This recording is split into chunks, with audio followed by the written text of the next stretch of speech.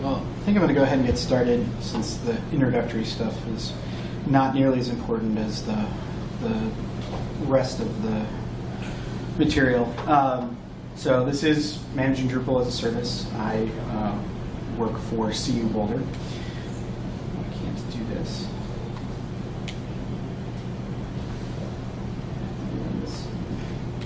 There we go. So I'm K. Reinen. I'm K. Reinen on Twitter, K. Reinen on Drupal, K. Reinen on everything else. If you can't remember my last name because it's difficult to spell, even though there are two of us Reinens active within Drupal, Scott is my younger brother who is a VP of Technology at Atom Design, who's sponsoring a lot of things here. I am one of the top 5 Kevins in Drupal, so if you just Google Kevin Drupal. And if you can't remember that, I am the #1 beard in Drupal. I think I have the longest beard at this point, but I will eventually have to shave it down. Every year I do a series of beard casts, with the exception of last year. This is a 2-year-old epic beard. But what I do is I start documenting code I've written and shave my beard into interesting facial hair as I'm doing it. So whenever you see me with the full beard, it means that I'm neglecting documenting my code. So I work for CU-Boulder. It's a beautiful place to work. The alternative title to this session was How to Manage Drupal as a Service in a Way that Doesn't Require the people who know Drupal to work 60 hours a week. Because again, I work here. And as many monitors as you buy me, as many ergonomic keyboard and mice, this is still what's outside my office. So I'd much rather be out here than in here, no matter how nice my monitors are. So the first Drupal site at CU was launched in 2010. It was the Drupal 6 site, and we now host over 600 sites. By February this year, we're going to be at 900. We're taking on 300 student group sites. Those sites are currently hosted on Tumblr, Weebly, WordPress, Facebook groups, just about anything you can imagine. Students have been left to their own resource to go out and find a way to host their student group site. Well, what that also meant is the university had no control to shut down those sites. So if a student group that was affiliated with the university started doing and saying things that represented the university poorly, it was much more difficult for the university to shut that down. Since it wasn't on the Colorado EU domain, it wasn't an account at Weebly that we had any control over, and the students, even if they dropped out, could just leave that stuff up, and it would take a very long time to get shut down. So the question that I'm going to run through as quickly as possible is how did we get from Drupal 6, 1 Drupal site, to 900 sites by February? So this is one of the things that I don't recommend anyone do. This is a letter we received from the Department of Justice. This is a very well-publicized thing. Accessibility at the university level is a real thing. If you don't do it and students complain, you will get one of these, which we tried to turn into an opportunity, but really it's a very bad thing. So we had 5 visually impaired students that filed a complaint with the Department of Justice. The Department of Justice sent us several threatening letters telling us if we didn't get our stuff together, they were going to interrupt our Department of Education funding, which would be a pretty big problem for a university like ours. So this gave us a really big stick. So we're a central group, and anyone who's worked in an academic environment knows that individual colleges and faculty members can be their own silo. I don't recommend going out and getting yourself investigated by the Department of Justice just to do this, and we'll try to focus more on the carrots. But that stick was really useful. And the carrots, one of which addresses the stick, was accessibility.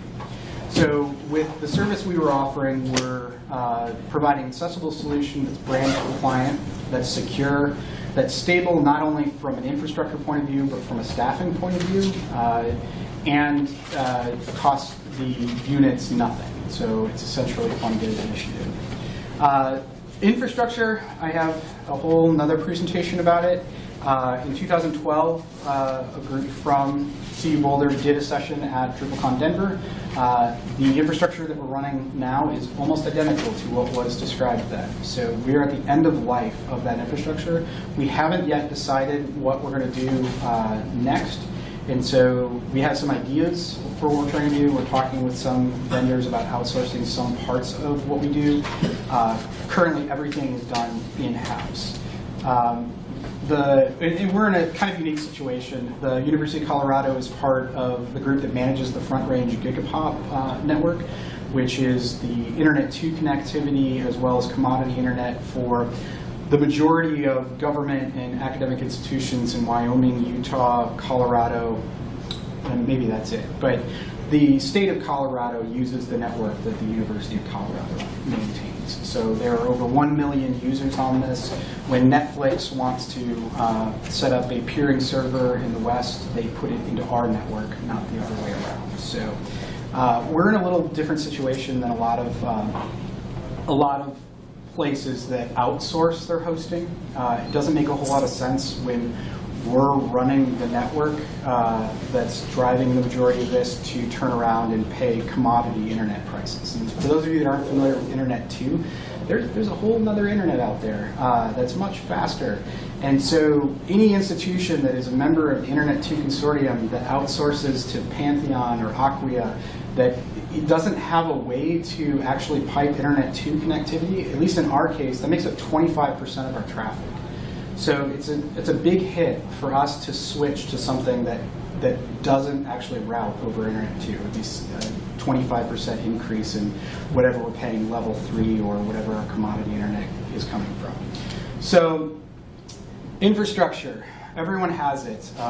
We all thank Al Gore for inventing it, but it's kind of a point of pride for us to host our own. Universities invented a lot of the original browsers and web servers. So it's kind of sad for me to see a basic use of HTML being brochureware sites and information about the university getting so complicated that it can't be hosted at the university itself anymore. So we take a lot of pride in the fact that we host everything internally and still do it ourselves. So what I'm really going to focus on are the things that we do differently. And I've only been at the University of Colorado for a year. I inherited this project and the team. And so I came from a background of being a Drupal gun for hire, worked with a lot of different groups on high-profile projects. And when I got here, I wasn't convinced that they were doing it right. But only being there a few months, I realized that some of the things that they did are the reason why they're more successful than a lot of other universities. So you have your infrastructure. Different people have different religious preferences about the OS that's driving this, whether things should be virtualized or run on raw metal. I'm not going to get into any of that. There are other sessions that are covering that in much more detail. But the thing I'm going to talk about is the list. Now, the question is, how many custom Drupal sites can you launch before you need a list, something that drives the sites, and to use an install profile? And my answer to that is 0. You should build that infrastructure first. If you don't, you should have gone to this session yesterday about technical debt. If you launch 10 sites, you're probably going to be fine. If you launch 20 sites, you're probably still okay.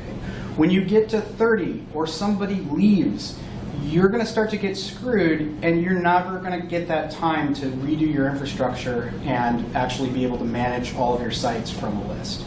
So our list has nothing to do with Drupal. Other people are big fans of using the Drupal hammer for every problem. We use Python-based solutions. We use a solution called Eve. We have a Mongo backend, Celery, and Fabric. And we've bundled this into a solution we call Poros. And Poros was the personification of resourcefulness or expediency. He was a god that was seduced by poverty while drunk at Aphrodite's birthday party and fathered his love. So we thought that was great, and we spent a lot of time trying to find an unused god that we could name a project after. It had drinking, love, poverty, all things that are involved in Drupal. And you may be asking yourself why you've never heard of that project. So anyone who's ever worked with Python or someone that's new to Python has probably seen this XKCD or XCKD comic. Python can be very powerful, but if you're new to it and you just get excited about how easy it is to do things, you might not be doing it right. And so we've had a lot of problems with this. The person that originally wrote it has since moved on, and we have saner heads looking at it, and it's actually taking us a lot longer to make this stable and do everything we want. But I have no problem with these parts of it. These are all great solutions. You can definitely build your own in probably less time than it would take to get our version of this working. If anybody wants our code, it's more than freely available to you. It just comes with a big asterisk that, hey, this is taking us a lot of work to keep running. It might not be the best solution. But your list doesn't even have to be that complicated. It can be a comma-separated file. I mean, it can start that simple. But really, it's just the thing that you're going to loop through to execute drush commands against all of your sites. And you have to build your infrastructure around that. It also should handle the life cycle of a site. So our infrastructure queues up 20 sites with temporary URLs every night. If we run out of 20 that day, we will queue them up on demand.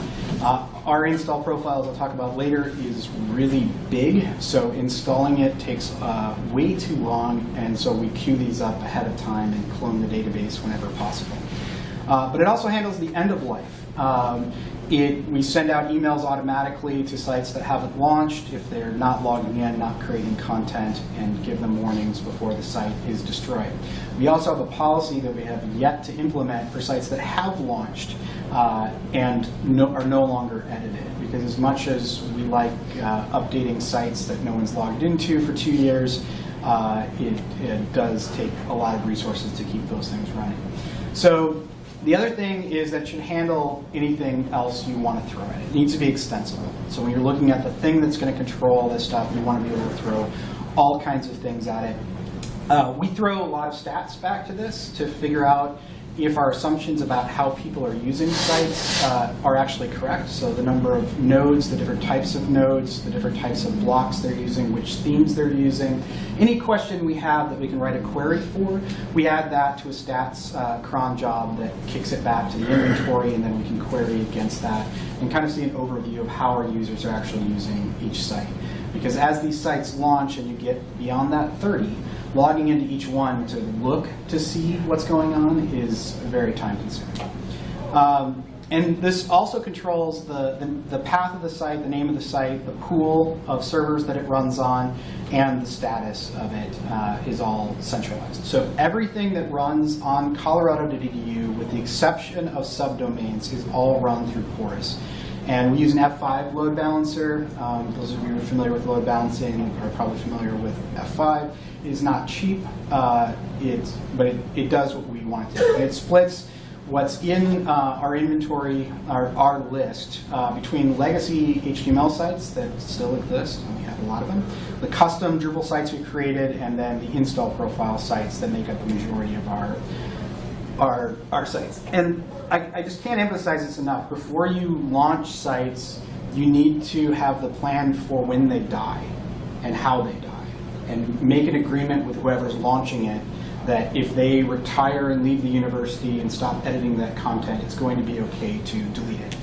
Because if you don't, you'll end up having to deal with all of these 10-year-old, 20-year-old legacy HTML sites that are just sitting on a server, and the Unix account that had permission to that directory no longer even exists, and there's no one to contact, and no one has the courage to actually hit the delete button and make that stuff go away.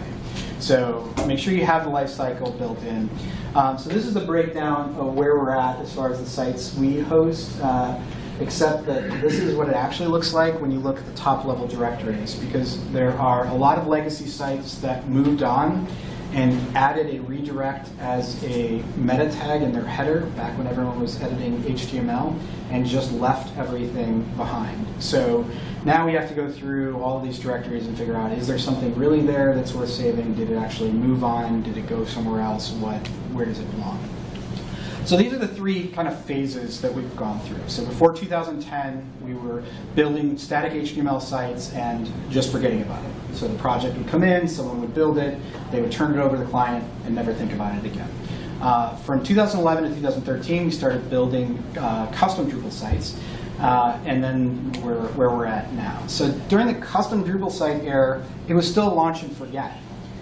These were site builders who were, come to a conference, told how awesome Drupal is. It is so awesome, you're going to be able to build tons of sites really, really quickly. Great, let's use it and build tons of sites. And they weren't sysadmins, so they rarely ran the update status. They did not know about cross-server injections issues, the type of bugs that are constantly showing up in Drupal that require you to actually manage your code base actively. So they were just launching those and then leaving them to the client. So you had a site, you could go in, edit nodes, everything was good. Each site was different. Everyone was a learning opportunity. They were getting better site after site, but the site, while inspired by the previous site, didn't have a direct upgrade path from one to the other, and that was okay. So we ended up with 128 of those sites before someone said, oh, we're drowning. So there was no plan for maintenance when they started doing this. They were just able to churn out sites much faster than they'd ever done. And there were some benefits to that. They were launching sites more quickly. The sites were brand compliant because they used a common theme that just forked every time it was deployed. It didn't tie back into a custom version control. And the clients could participate in the production. So things were going quick. So now is the age of the install profile. That's where we're at right now. So it's one code base to rule them all. So all of our sites, from a student group site to the university homepage, are all currently run off the same code base. And we use some tools, including our install profile, to do that. One of which is DSLM.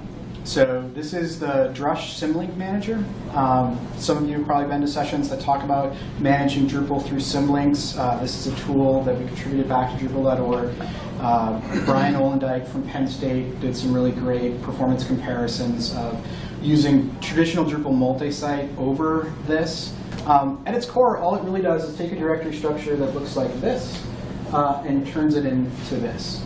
So if we have 600 sites running a single install profile, as far as APC is concerned, we have one copy of the node module's PHP file. We have one copy of views. And so it's caching everything with the same advantage that multi-site gives you. But it does offer improved security over traditional multi-site in that all of these sites don't have intermingled settings.php files that contain their database connection information. So if one of the sites is compromised, you don't have to assume that all of the sites are compromised. And the biggest advantage, I think, is that it provides rolling updates. So with traditional multi-site, when you change the code base, all of the sites have code changes that don't match the database schemas and a backlog of update hooks that need to be run. And so even if the update hooks only take 30 seconds times 600 sites, those last few sites are either going to be in maintenance mode or potentially generating fatal errors until those update hooks get run. And so the way DSLM helps is that it manages your cores and your contrib and your profile separately. And so what we are doing is passing Celery a list of sites to start the update on. We do 4 sites at a time. Those 4 sites, those symlinks change to the next version, and it executes those updates. So for that 30-second window, those sites could have those same type of problems I was talking about. But because we use varnish caching on the front end, we have a limited number of users who are logged in. The chances of somebody seeing that is so minimal. We rarely announce when we're rolling updates. We do updates in the middle of the day because nobody wants to be working on the weekends or at night. And if there is a problem, we'd like to have the whole team there to actually look at it and figure out what went wrong with the update hooks. So we use a standardized install profile. We are just in the process of getting more of that made public. We have contributed back a lot. When I took this job, I made it very clear to the university that I was a Drupal contributor first and just happened to be paid by them right now. And they were okay with that, so that was really cool. So we're working really hard to get more of our stuff public so that people can take advantage of it. But I wouldn't use what we're using right now. So our current install profile has 198 enabled projects in the system table. Everyone should cringe. That's a bad thing. So we're able to get away with that because we have a university level infrastructure and we're running a lot of the exact same thing. But with these additional 300 sites, that approach isn't going to work. It also isn't necessarily a sane thing that the code base you need to run a university's homepage is also the same code base with all the features and functionality that a student group needs. These should be very different use cases and have different solutions. So we are as guilty as anyone else of having a hammer and being like, oh, big homepage, department, college site, small student group site, we just use the same thing. So we're in the process of changing that. So the breakdown of our modules are that we have 25 core module or projects in our system table, 25 objects in core, 7 themes, 98 contrib modules, 35 feature exports, and 33 custom. So there's another session today across the hall about distributions present, past, and future. I've been very active in distributions. I help maintain the distribution packaging whitelist on Drupal.org. I worked with a foundation that helped fund the packaging of installation profiles on Drupal. I am here to tell you that installation profiles are not some sort of magic bullet. They are just as dangerous and just as difficult as building sites from scratch, and you can find yourself in just as much trouble. So I hope that that's addressed in more detail than it was at the version of this session that was given at DrupalCon LA. That was way too rainbow and unicorn for me. Until somebody pointed out that the commerce guys don't use the commerce kickstart when they build commerce sites. So if the tool doesn't work for them, I'm not sure why anyone else would use it to start a site. So at some point when your installation profile gets big enough and you have all of this built-in functionality and then you want to do something different, it really starts working against you. So I encourage you to go to this session and ask the difficult questions. Base distributions are interesting. I don't know if that's a great solution.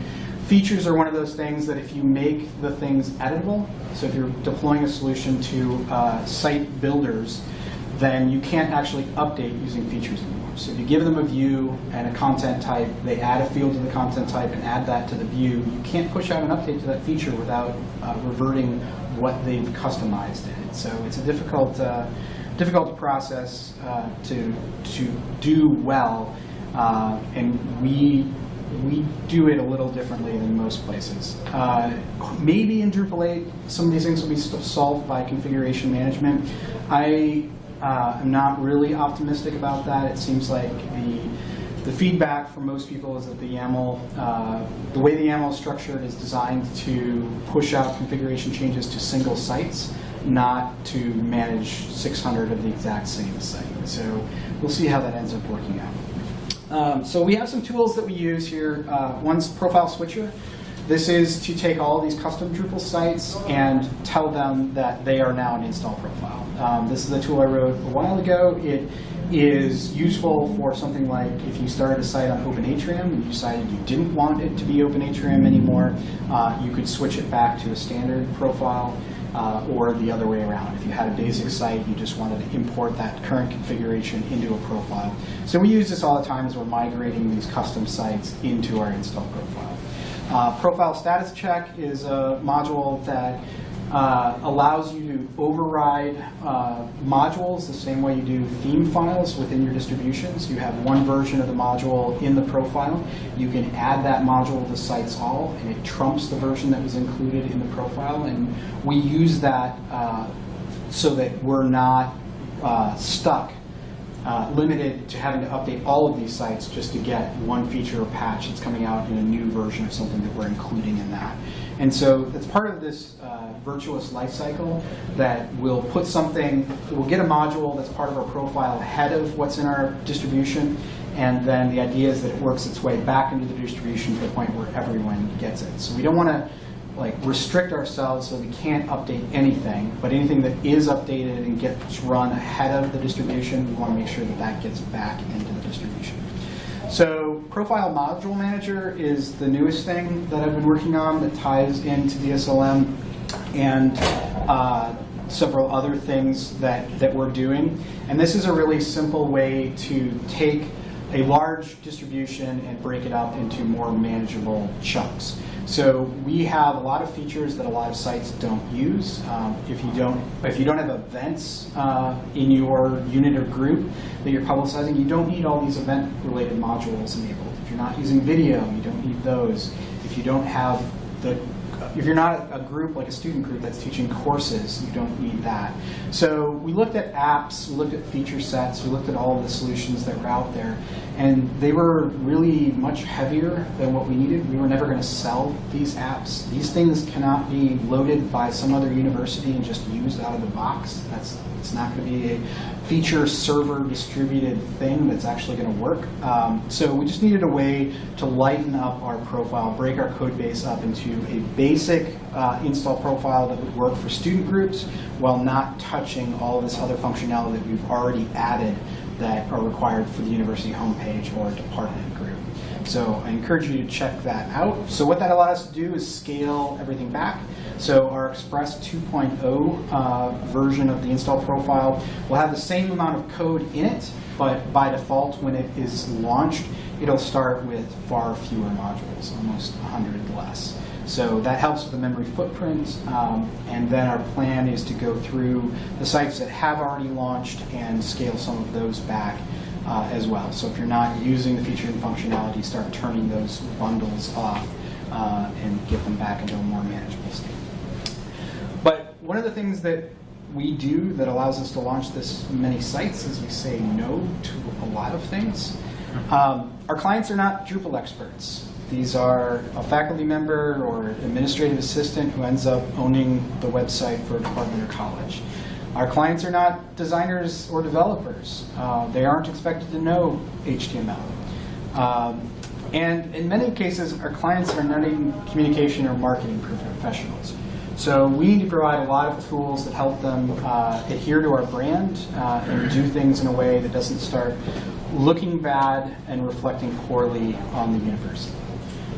So, will you create my content? This is kind of a group therapy exercise as well. So, no, we do not create web pages for people. We deploy a service that allows you to create web pages. Can I have permission to? It doesn't matter what comes after this. The answer is no. If you don't already have permission, you don't get permission to do that. We have 3 roles that we roll out for all our sites. We don't break things up into individual departments or Sally needs to be able to edit these 3 pages and nothing else. We don't do that. We tend to think that these people work for someone, and that person should be able to tell them what to do without having code that restricts them from editing things they shouldn't be. We do have the only own permission, so if somebody does want to add a user and give them only access to edit 5 nodes, they can manually go in, assign them the owner of those nodes, and they'll be able to do that. I saw this great module on Drupal.org, or I went to BadCamp and someone was talking about this awesome thing. Can you just install it for me? I've seen it's just 1 click. All you have to do is download and turn it on. No, we do not add custom modules just because someone read about it on the internet. We don't do custom content types. We don't allow users to make and alter views. Our users are site owners, they're not site builders. So fonts, CSS, HTML, JavaScript, no, we don't do that. And so when I started at CU, this was a really difficult concept for me to grasp. I came from an environment where I was helping a lot of nonprofit groups become Drupal site builders. And so the idea that we were using Drupal but weren't teaching people Drupal was really, really difficult for me.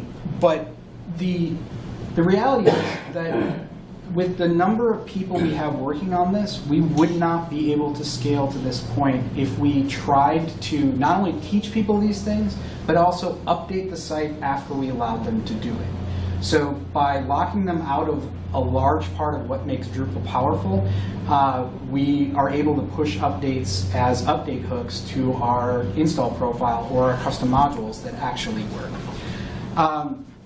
So we do eat our own dog food. So we do have a developer role that's near user ID 1. We can log in as the admin. But when we're building sites for the university or we're working on the homepage, we do it as a site owner. So we only give ourselves the permissions that our users have. We also restrict ourselves in how we configure Drupal. We use a module called Secure Permissions to export our permissions. We never tie permissions to a role. It's always tied to an actual defined permission. And we keep the permission grid locked. If it is unlocked for a specific site, that gets reported back to the list, the inventory system, as an error. So we also do the same thing with modules. We, as developers, keep ourselves locked out of turning modules on and off on deployed sites. If anybody does this for something like Devel, to see what's going on with a site and then does not turn that off, that's reported as an error and gets reported back to the inventory and becomes a priority for people to deal with. Same thing with permissions. So if permissions are out of sync, then that's an error and we get that reported back. We only work with 10 content types, and even these are overkill. We've heard it all before. Every reason why you would need to use something other than these content types, that your thing is special and it needs this field or this feature. And it turns out that we've gotten really good at explaining to people why they're not special. And we haven't found a site that we haven't been able to build with these. So the track record really helps with that. When there were only 30 sites, it was more difficult to say, you can do it, we'll figure out a way how. Now we can just point them to some other unit that's already figured out how to do it, how to do what they're asking for with the options that we've given them. Okay, so if we have time, I'm going to show how some of this actually works, the sites that are special. But there are a lot of downsides to saying no that often. Our clients will never be Drupal experts. Like everyone else, we have issues hiring people, and we don't have like a really good site builder who we think has the aptitude to learn PHP and actually become a Drupal contributor.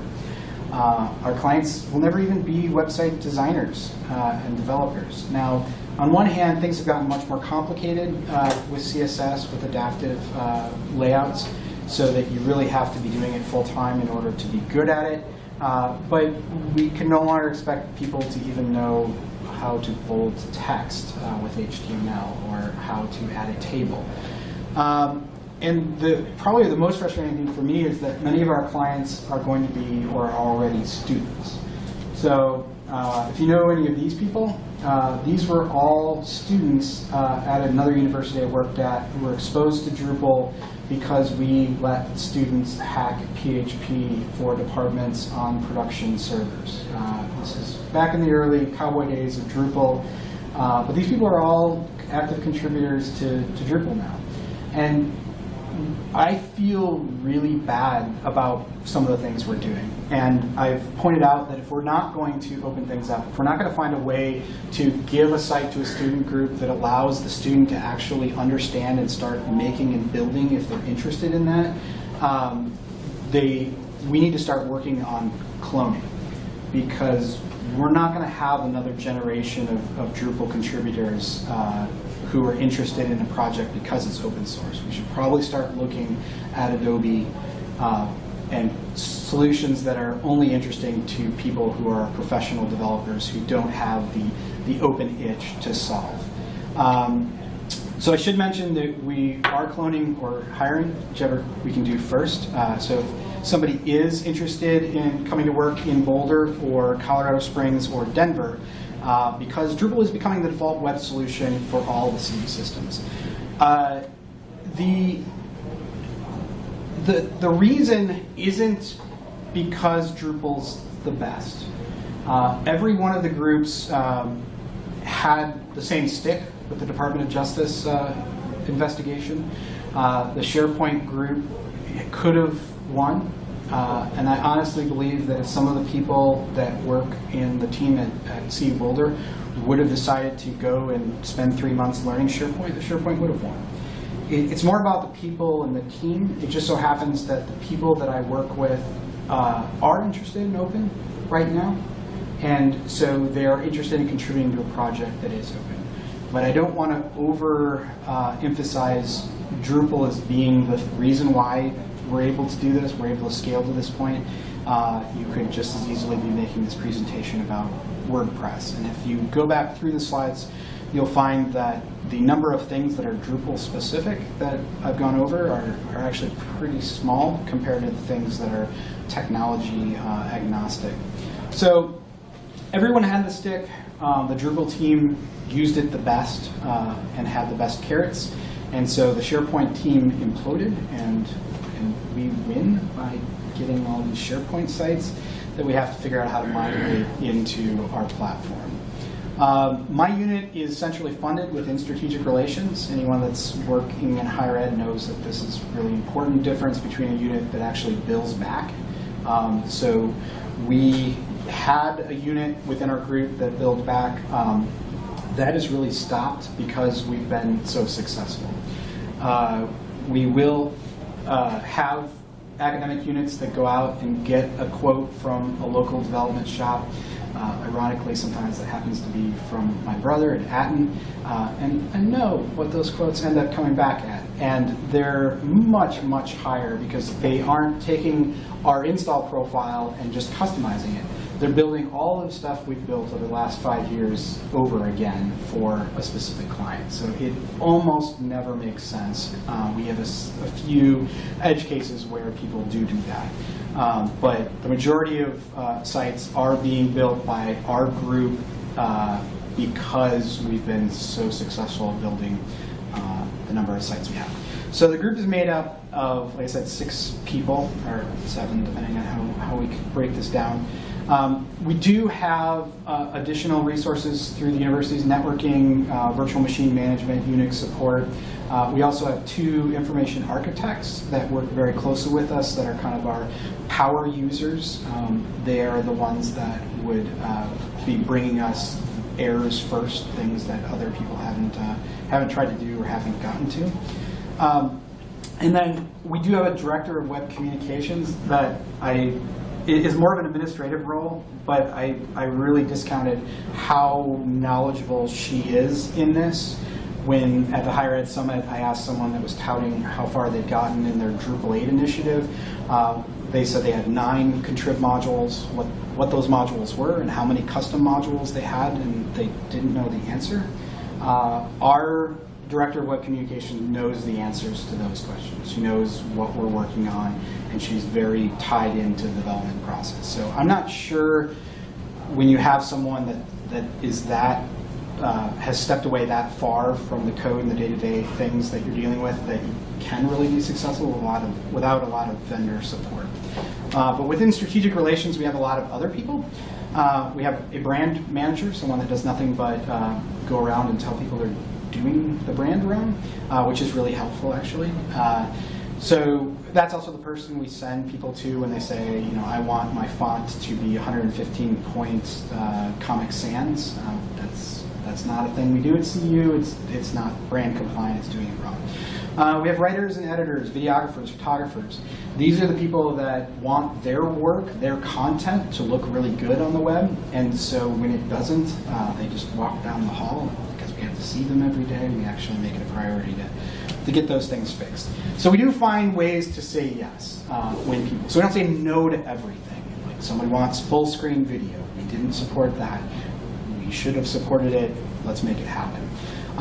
And then we also have the special snowflakes. So as good as we are at saying no, there are some people at the university where logic just isn't going to be enough. They no matter what we give them, they have to customize it because they are that important and they are that special. And so we do deal with that with our inventory system. We have a list of pre-vetted modules and custom packages that we keep in a single distribution that we can add at any point in time, and we add that through the Drupal interface. So it's kind of Drupal Garden-ish that we've vetted these things, they're available. It just requires a site owner to go in and add these just like you would Drush PL. You can add a list of specific contrib modules. But to date, we only have 8 of those. So we only have 8 sites that have justified or been a squeaky enough wheel that they got these things. But again, we're only building publishing sites, brochureware sites for the university.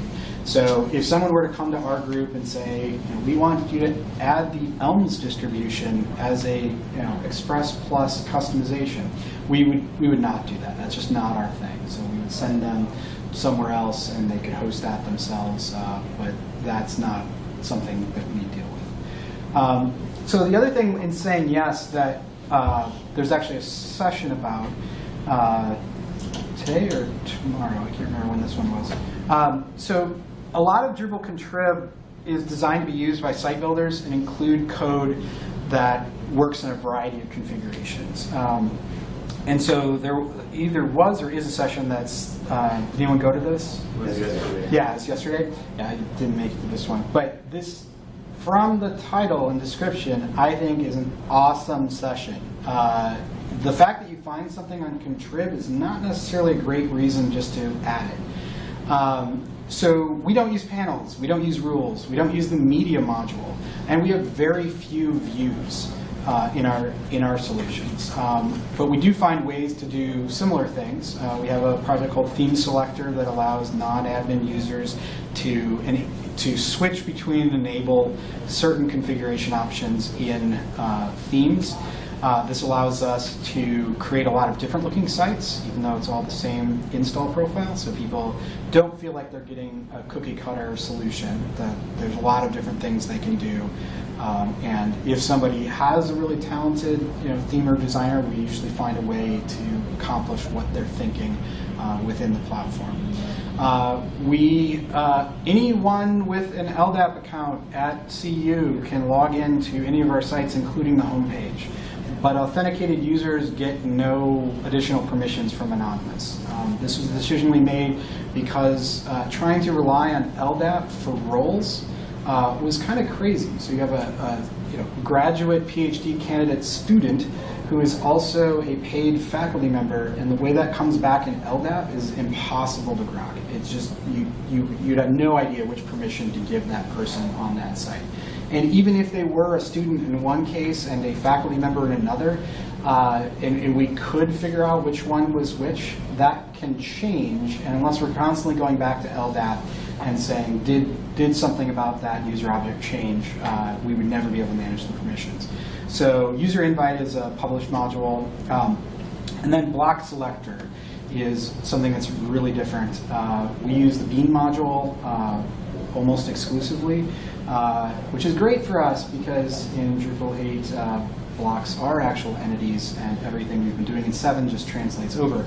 But we do our layouts from adding specific beans to each node, or using context to add them throughout the page. So I can do a live demo of some of this stuff if you want to see how we're doing it, but we're going to run out of time for too long here. So I wanted to know if anybody had questions, things that I went too fast. Yeah. When you say you don't use views, you mean you don't let your end users use views, or you don't use views at all? We don't use views. So what's your reasoning there? So it's the same thing for rules. So views is a tool to build queries. And I shouldn't say we don't. So we have probably 5 views total within the install profile. What we find is that views offers you a lot of benefits, one of which is it allows non-technical users to create queries. We don't need that. It provides caching. We know how to cache. So if we're trying to get data out of the database, and then it allows you to capture it in a feature. Well, that's helpful if you're going to continue to update it in the feature, but if you're not using features as your primary update management tool, then that's not that's not really that useful either. So we do use views and features to do prototyping a lot. And then what we'll do is we'll take the query, believe it or not, in a lot of cases you can improve the performance of a view query. Sure. So we will improve the performance, cache the object, and move that out of the feature. So we use features more as a prototyping tool than a code management tool, whenever possible. Yeah. When you do that, do you use like entity field query? So we just write queries. So part of this is the way our theming layer works and the use of beans. So when we're outside of the node, when we're doing things like lists, our lists are bringing together different objects and we're rendering them with theme functions differently depending on how they're being used. But a lot of that stuff is context specific, and to build that type of stuff in views doesn't really provide us much benefit. And I'm not really trying to sell like don't use views. That's kind of crazy. But we just, because of the way we need to update the code, views into features doesn't really work well for us. So those exports actually make it harder to manage the resulting code that ends up on the page. Does that make sense? Yeah, I mean, so you're writing a lot of custom SQL then? Not as much as you'd think. So I've really, being recorded, but I'll say it quietly. If you email me and you want to see what our code looks like, I'm happy to share it. It's so again, I've only been here a year, and I thought the same thing. I got there and I'm like, these guys are crazy. What is going on here? They're not using all of these things that would make life so much easier. But the reality is those things make life easier for site builders to build on top of something you exported. And if you can't then update what was exported, that really isn't much of a benefit. Yeah. Can you talk about your hosting platform? Okay. I mean, this Eve, Celery, like what features you have, how you settled up on it? So, yeah, let me just go back to that URL. So we didn't really.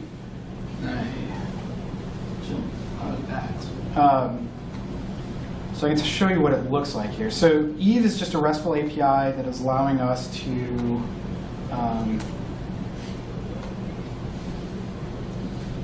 still connected to the VPN.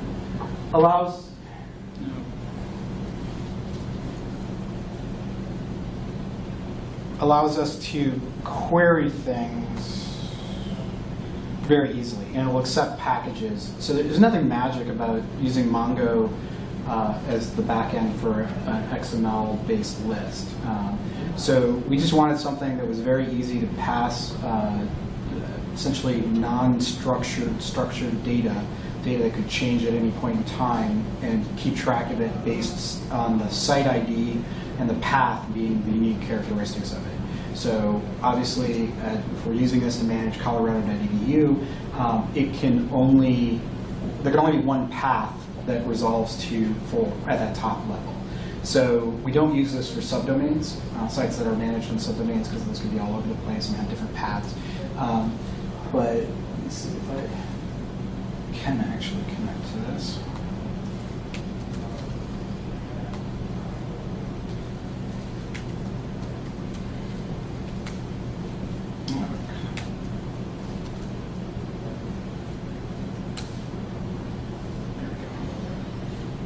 So, but what it allows us to do is query sites in different states and then pass that loop through just that part of it. So if we allow people to add something like the sitemap XML module, it's one that we recently allowed if people are reading some checklist of SEO things they should be doing. But we don't want to train every user on that. We don't want to turn that on and have people's heads explode because everything's getting even more complicated. And so we leave that off for most sites. And then the sites that have that on, if there's an update for just that, we can, I'm not able to connect through the VPN. We can we can get a list of just those sites and then use Celery. So the thing about Celery in our the use of Celery would allow you to actually connect to multiple environments. It's actually incredibly over-architected for our use case because we have a workhorse VM that has a copy of all of the sites, and we're running Drush on a VM that isn't accessible from the internet. And so one of our web servers does nothing but cron and drush commands behind the scenes. So the PHP and memory usage isn't impacted on our production VMs. And the only part that we overlap there is the database connectivity. So if we're doing a lot of database changes, we'll see a performance hit in production while we're running those updates. But beyond that, but Celery would allow us to run these commands across multiple pools if we really needed to do that. So you run your own web, like every single website is separate VM, right? No. So I should really focus on that. So we run everything as a giant stack. There's a couple other projects that do this. Harvard does this to a certain extent with their Open Scholar project. If you look at their Open Scholar page, they claim to have 6,300 and some websites. That's not really a website. It's an organic group node that controls permissions. And I don't know how many real web servers they have running that. Each of our sites are a completely standalone Drupal site that could be spun up anywhere on its own. It appears as though it's all one giant site based on the F5 and the way the directories are architected. But they are all individual Drupal sites. But because of that symlinking to ABC and Apache, it appears as though we're running one copy of everything. Okay, so it's like multi-site, but with this symlinking? Correct. Right? Yep. Okay, and when you create your own site, do you do it from your Celery thing, or are you just querying all of them together, all the stats, and you would be able to... When we create a new site? Yes. So what we do is, so we run the, anytime we do a code push, we run the install, kick out a database export, and then use that to import, so kind of like the Open Atrium database export install option, but just written in the backend. So we don't actually run the install. In our time test, this is like embarrassingly bad. Our install currently takes 291 seconds to run to get all of those modules enabled. So if we were actually like spinning it up like Pantheon does, where it's one container per site and you spin it up from scratch, the user would be sitting there watching something for several minutes. So it's an embarrassingly long time to spin that up, but we only do that when we push a new version of the install profile, and then those sites are cloned based on the database export. In your list of 20 sites, is that because 20 times 30 equals 600 or something? No, it's because, so we keep 20 like sites ready to go because we've only ever been asked for 19. As soon as we get asked for 21 in a specific day, we'll probably make it 25 that are spun up and ready to go. Okay. So basically, at the end of the day, usually that's down to 10 or 12, and then it spins up that many more. And by spinning up, I mean all it's doing is doing a database, a SQL dump import, and creating another set of symlinks at a new directory structure. Are the people who designed this whole thing still there? So yes and no. So most of the people from the OIT side that helped design the original infrastructure no longer, how do I say this correctly? They've chosen to work in places where they don't have to come back and maintain this. So as far as the Python-based part of it, the thing that controls our list, no, that person is gone and is not really missed. So we occasionally use his name in vain when something goes wrong with the Python, and we have to go in and deal with this code. So, and again, there's great things about that Python solution, and I think the building blocks of it are really awesome. Our implementation of it is something I wouldn't encourage people replicating directly. But if you're not going to scale across different server environments, you could run this whole thing as bash scripts. Greg Anderson has a great repo of how to loop through a list of sites using Drush that you could just as easily have used to build this with what we ended up deploying. So this solution would allow us to run some sites on Acquia, some sites on Pantheon, and still loop through that list and update those sites the same way we're doing everything else. So that's a really powerful function, but the fact that we're not actually doing that says a lot about how much time we spend maintaining something that we're not, has a feature that we don't even need at this point. So we kind of over-architected that part of it. But, oh, sorry, we should really wrap. Is there something else in here or not? Yeah. There is, yeah. Okay, so we should probably wrap up, because that starts at 11, right? Yeah. Yep. So I'll be happy to answer whatever questions people have out in the hall, but I think we should probably be cognizant of other people's time. Oh, well, I did want to talk about D8. I was hoping someone would ask that, prompt me. So the nice thing about all of this is that our D8 plan is essentially to do the exact same thing. So we are starting with our list tool, DSLM. Those parts are about 90% of the way there. We're still saying no to a lot of things, and we're still focusing on the people.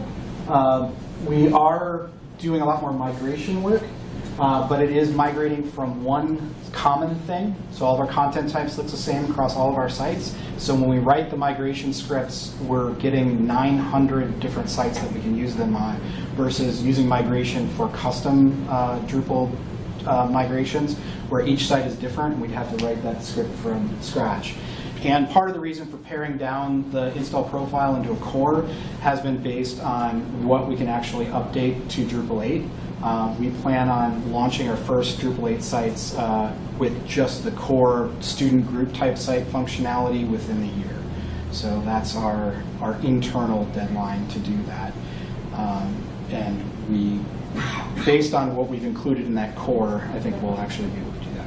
But that's all I have, and if anyone else has any questions, I'll be out in the hall.